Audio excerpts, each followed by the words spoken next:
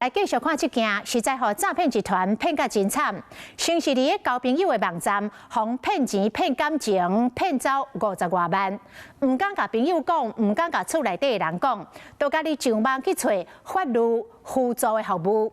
想袂到所找到的，竟然阁是诈骗集团所设立的假网站，结果阁互骗50万。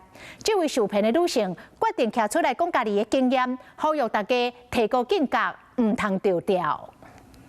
你在做什么啊？含水姑娘我时常开讲，只好摕掉女朋友的面，随便甲真惊人。baby， 你怎么了？你是不是身体不舒服？这是新型诈骗的手法，诈骗集团用交朋友的软体，先来骗民众的感情，再个管理来投资假的虚机会费。他从头到尾没有跟你谈钱，照三餐，然后就是很正常的聊天交友，在一个人设好像是我靠着一些什么。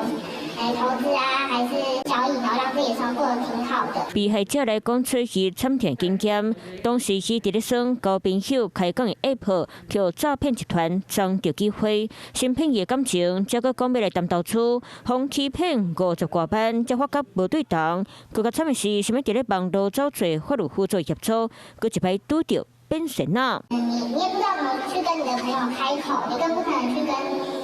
你的家人，或者说你最亲近、熟悉、真实见过面的朋友去开口，那一定会想办法，那怎么办？行贿唔敢甲处理的人讲，这会伫咧面册找人斗相共，找到这个网站经营的管理人员讲，会当替伊甲捡诈骗的钱讨回来，结果互伊50多万，对方嘛无要改插，才发现200红当作骗啊！诈欺集团为了要增加被害人的粘着度，都会以先假交友的方式来接触被害人。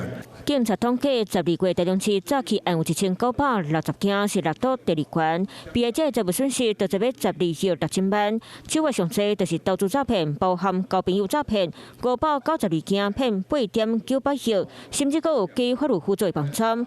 警察呼吁，若是发现受骗，请你直接报警，才袂阁继续聊落去。